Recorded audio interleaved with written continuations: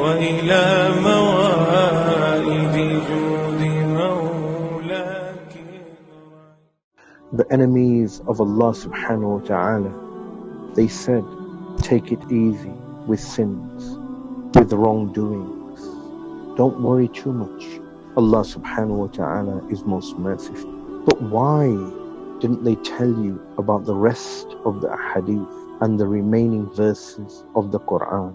They told you that Allah is forgiving and merciful, but they did not tell you that Allah is severe in punishment. They told you that whoever says La ilaha illallah sincerely from his heart will enter paradise. But they did not tell you that the covenant between us and them is the prayer, the one who performs his salah. And whoever abandons his salah has committed kufr, disbelief. They told you that a sinful woman gave water to a dog, and Allah subhanahu wa ta'ala forgave her and entered her into paradise, into Jannah. But they did not tell you that Allah subhanahu wa ta'ala admitted a believing woman into the hellfire because she imprisoned a cat until it died. They told you that Allah subhanahu wa ta'ala forgave a man who removed a thorny branch from the path and admitted him into paradise, into Jannah. But they did not tell you that Allah subhanahu wa ta'ala admitted a woman into the fire, though she fasted, though she prayed, though she worshipped abundantly, but she harmed her neighbors with her tongue.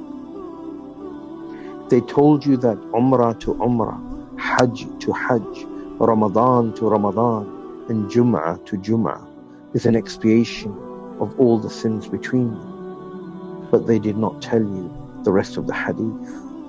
Only if major sins are avoided, then the minor sins will be forgiven. So they remained silent, and they caused you to fall into sins and major offenses with a false hope that no matter how much sin we commit, we will be forgiven. They told you that charity and kindness, it raises us in ranks and increases rewards. But they did not tell you that the first thing the servant will be asked about in the grave is prayer. They did not tell you that Allah is merciful, but we have a responsibility. Our religion is a religion of fear and hope.